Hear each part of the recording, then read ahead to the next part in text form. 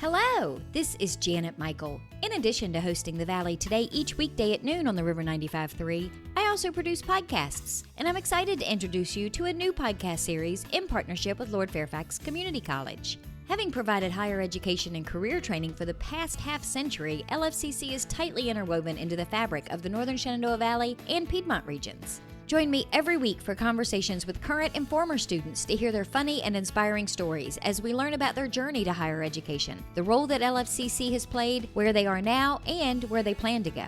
We'll also talk to current and former professors about their experiences and best memories of LFCC over the past 50 years. Get every single episode as they're released on our website at theriver953.com under the podcast tab, or you can subscribe for free in Apple Podcast, Google Podcast, on Spotify, Amazon Music, wherever you listen to podcasts. Just search for LFCC Stories.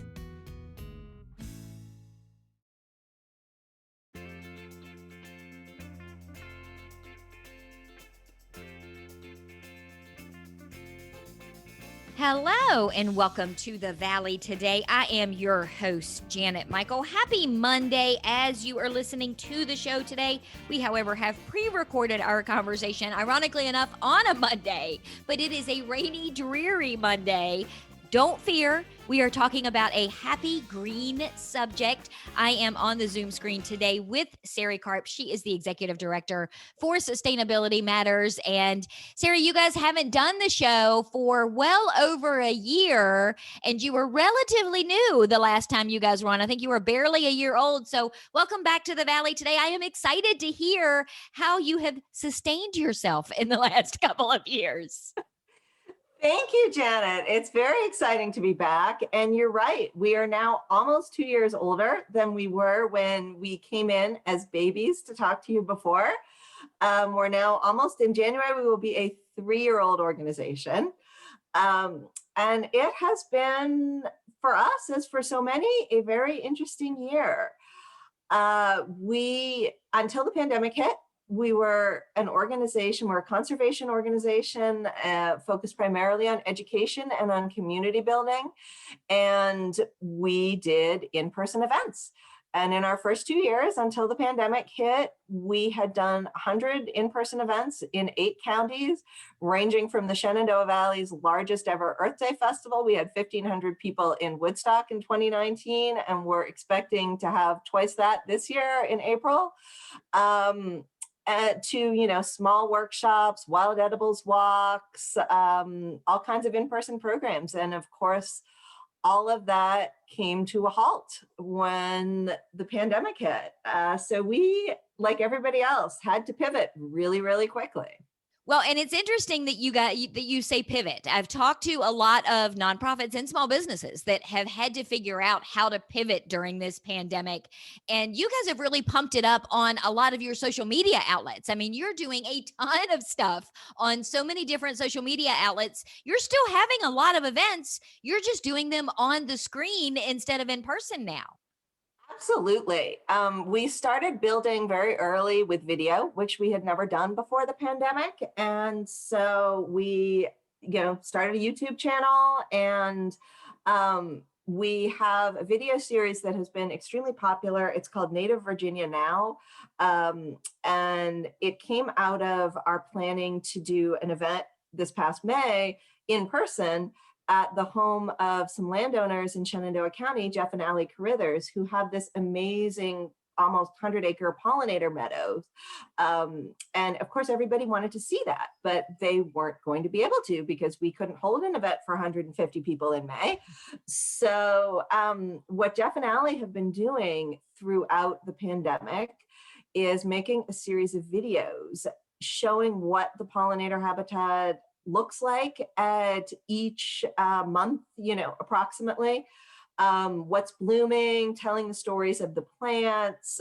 They are both very funny, engaging personalities. So there's a lot of fun lifestyle tips, and people have really enjoyed watching it and getting to know them. We have people in Manhattan who have no place to put a pollinator habitat who are addicts of that series because they're obsessed with Jeff and Allie. We have an amazing videographer who's been editing those videos and putting them together. So that has been a huge hit, and we're now working on a second series called Native Virginia How, which is a how-to of how to put those together. And so that was sort of our first virtual foray. And then, of course, we moved into virtual events, and we have found that that is a whole new world. You really have to start from scratch. It is not like holding an in-person event. You can't just put that in front of a computer screen. So we really had to learn from the beginning how to hold a high quality virtual event. We're the only organization I know of that actually practices our virtual events, and we rehearse our Zooms beforehand, because there's always some kind of hiccup and you think, oh no, this is going to be a disaster. But we have our disasters in the rehearsals. And then the events have become very popular, and we're reaching thousands of people nationwide. We had an event yesterday that there were people watching from British Columbia and New York City, and so it's a way to reach a whole new audience. And of course, it's a way for our local people to stay connected.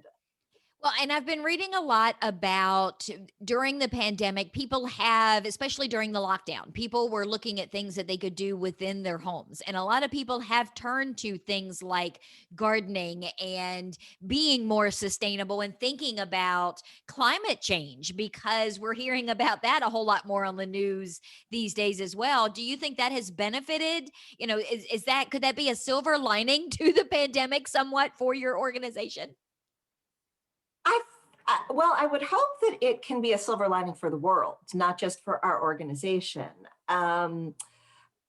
It has been a mixed bag, because you see definitely the growth of interest in gardening is fantastic. We've seen a lot of that this year. The nursery industry has done amazingly well. People are loving our gardening programs. They're coming to sustainable gardening programs. They're also, off the charts asking questions about vegetable gardening. We're planning to run this coming spring a vegetable gardening for the perplexed virtual series, because a lot of people tried the victory gardens and now they're perplexed. So they have been defeated. Yeah, but it's actually really hard to start gardening from scratch. But the kind of not so silver lining on a more institutional scale for the environment is that because people aren't out and about and seeing things as much, you have had a lot of things happening, like major environmental violations, stratospheric increase in illegal logging in the Amazon, for example, because nobody's really monitoring that. And the Brazilian government and other governments think, oh, we have other things to do. Much closer to home, we have the Happy Creek situation in Front Royal, where a thriving riparian buffer, the trees, the native trees and habitat that were keeping flooding to a minimum along Happy Creek and providing a wonderful little oasis in the small urban jungle. The town management had a contractor come in and completely clear cut that area.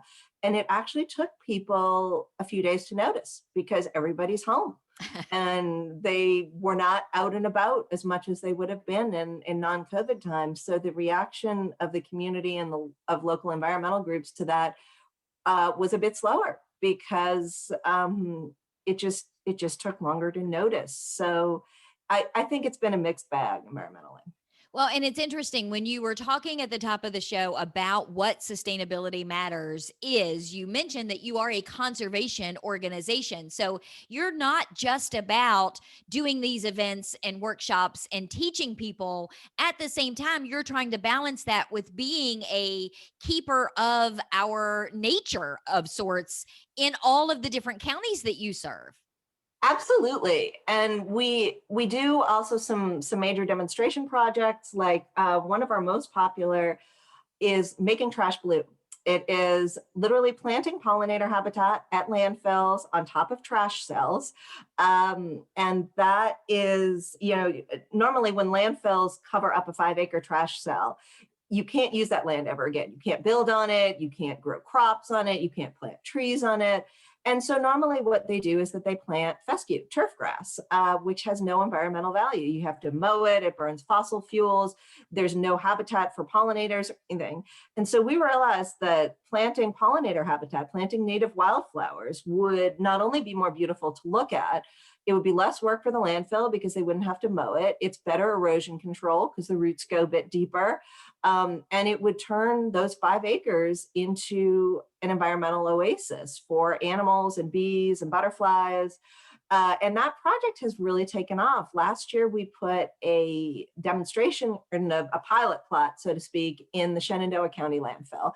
This year, that has become a pandemic destination. People were actually coming out and using the educational signage to check what's blooming, and then they'd come back a few weeks later with the grandkids and, see what was blooming now. And it's a project that has gotten national attention. We got 2 major national grants this year, chosen from out of thousands of applicants, just cold based on the strength of the project. For making trash bloom. So one of the things that we're going to be working on going into next year is expanding that to other landfills, hopefully throughout our region. And who would have thought that, you grandparents would want to bring their grandkids to a landfill site to look at the flowers and the bees. The tourist destination now. Right. I know. It's great. Well, let's take a quick break. When we come back, can you tell me about your Grow Your Own project? Because we talked a minute ago about vegetable gardening, and it's not as easy as it looks, but there's a whole nother side to being able to grow your own vegetables or grow them to feed others in your community. So can we talk about those components in the next segment? Absolutely. All right, we are going to take a quick break. When we come back, we're going to continue our conversation. We are on the Zoom screen today with Sari Carp. She is with Sustainability Matters. She is their executive director. We're going to continue our conversation with her in just a couple of minutes. Got a financial decision to make or a goal to reach, but you don't know where to start? You've come to the right place. Introducing Quick Money Chats with the Northern Shenandoah Valley Financial Education Program. Visit tinyurl.com/quickmoneychat to schedule a virtual chat with a staff member or trained volunteer. We won't tell you what to do, but we will give you the tools you need to choose wisely. And because Virginia Cooperative Extension is part of Virginia Tech and Virginia State, your land-grant universities, you can be sure that our information is credible and trustworthy. And you'll know that we aren't trying to sell you something. Maybe you want to improve your credit score, or reduce your banking overdraft fees, or even figure out if you can afford to buy that car. Sorting through tons of information on the internet can be overwhelming, and sometimes it can be hard to know who to trust. Schedule a Quick Money Chat and get the information you need to take action. Go to tinyurl.com/quickmoneychat and get financial education personalized for you.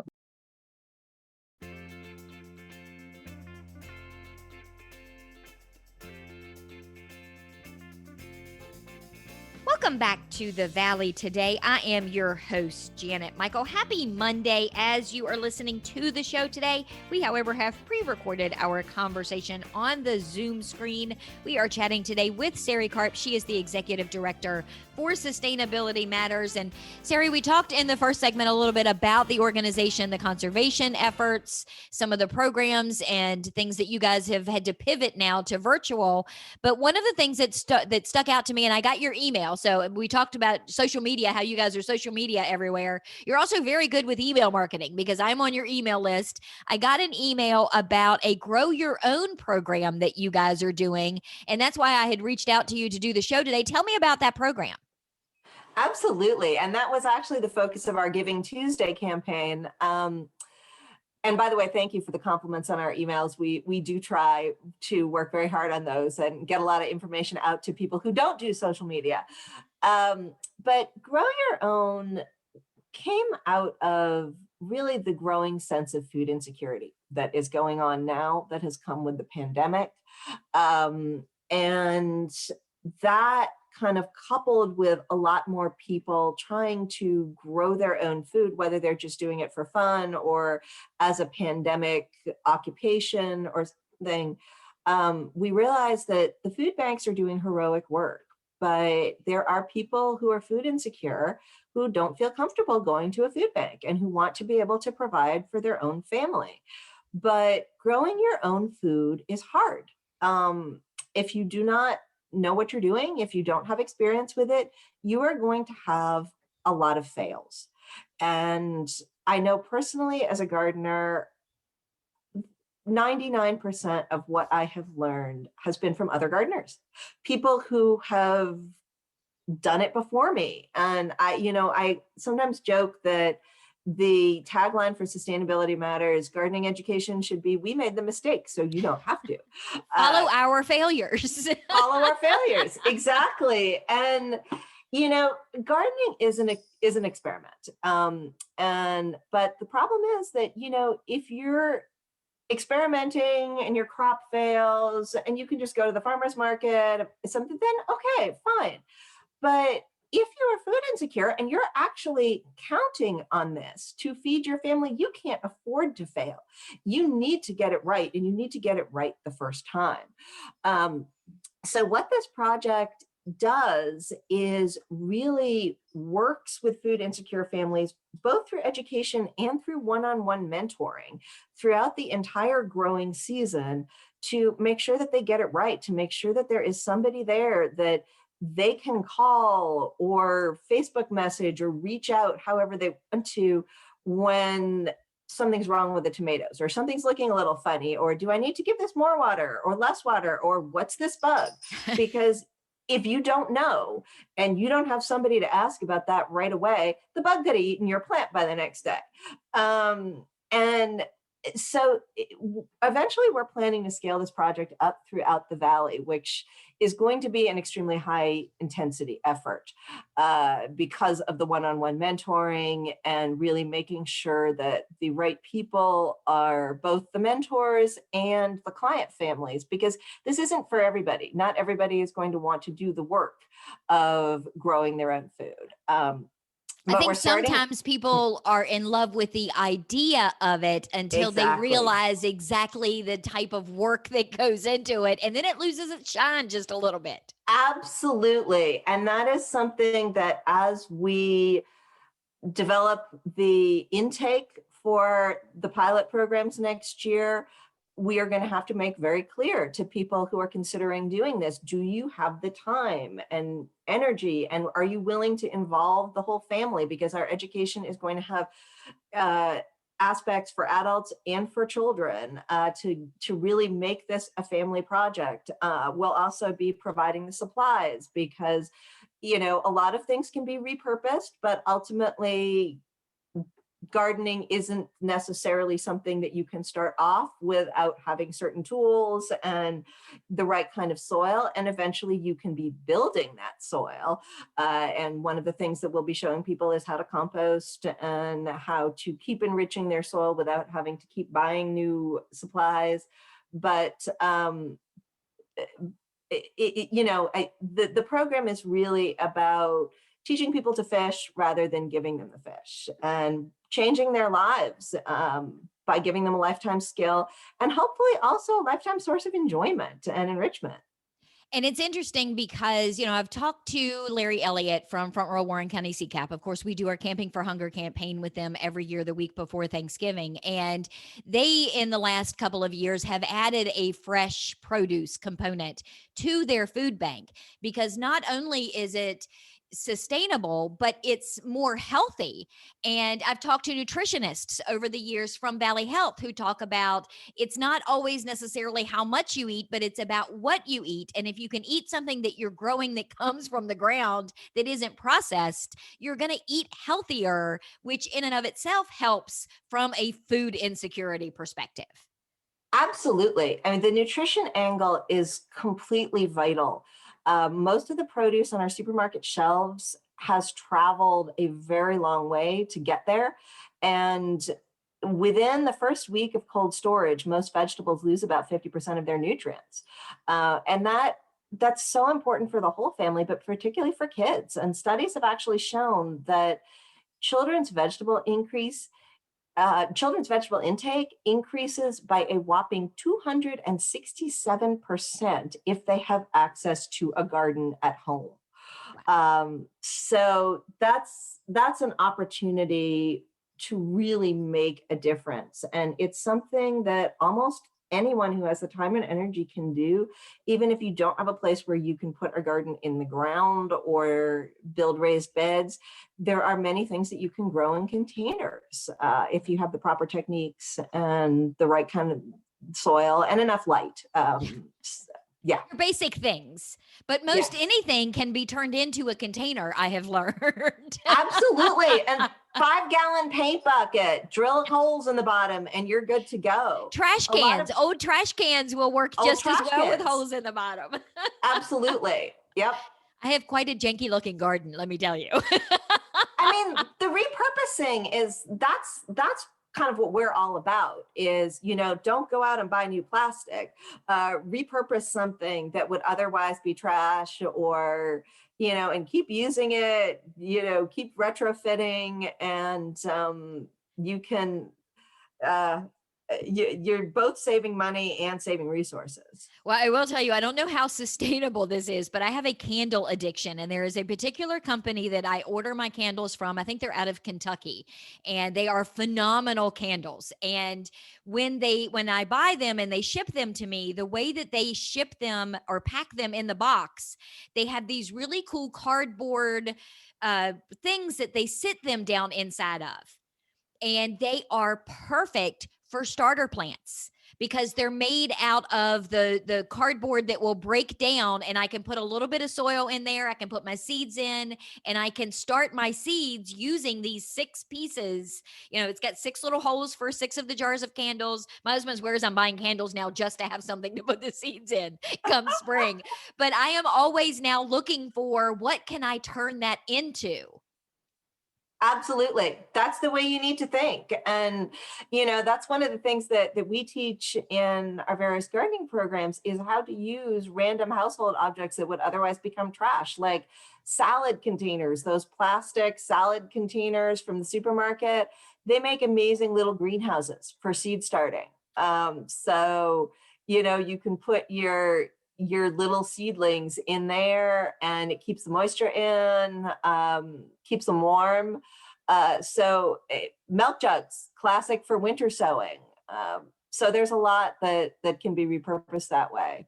So if somebody is listening today, you mentioned earlier that the email that I got, this was part of your Giving Tuesday program. I always like to point out to people that even though a lot of talk is had about Giving Tuesday, that doesn't mean that that's the only day that people can give to their local nonprofit organizations. They can give throughout the year. And, we're recording this mid-December. People are hearing it now the week of Christmas.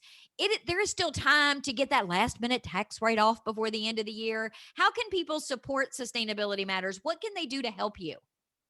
Absolutely. And we certainly need that. We are a nonprofit organization. We get no public funding whatsoever for what we do. And that the grants that we're getting are generally project specific for existing projects like Making Trash Bloom. So in order to do projects like Grow Your Own that are new and experimental, and in order to host programs like the Wild Edibles Walks and the many other educational webinars that we do, we are reliant on our community to support us to continue doing those. So I would say there are 2 ways.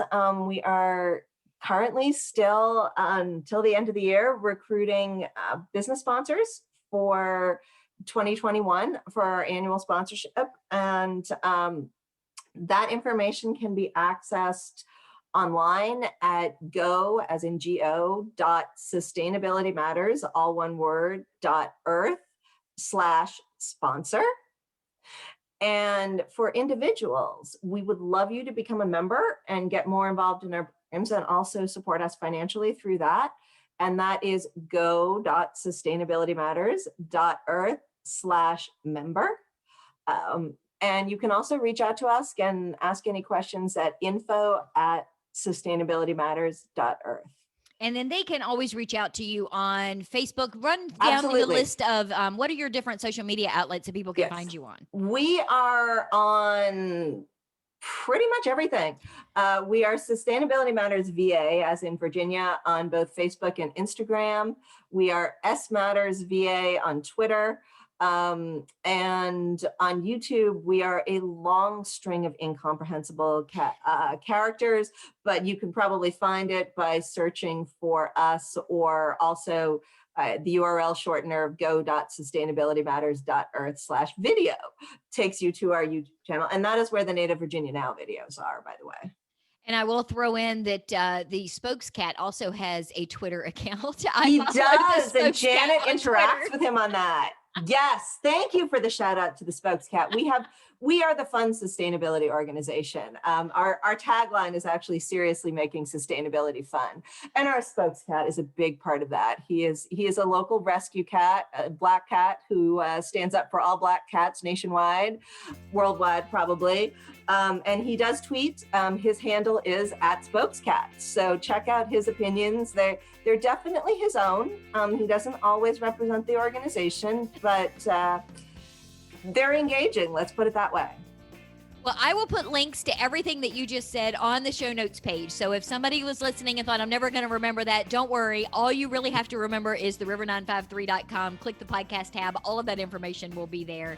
Sari, thank you for taking some time out of a dreary Monday to have this conversation that hopefully people are listening to on a much nicer Monday. Yes, we hope so. We hope it's going to warm up as well. Be a nice Christmas week. I will be back tomorrow. It is still Tourism Tuesday. It is Christmas week, but it is still Tourism Tuesday tomorrow, Winchester, Frederick County edition. That means I am going to be chatting with Justin Kearns on the Zoom screen. So meet me back here for that episode just a few minutes after noon.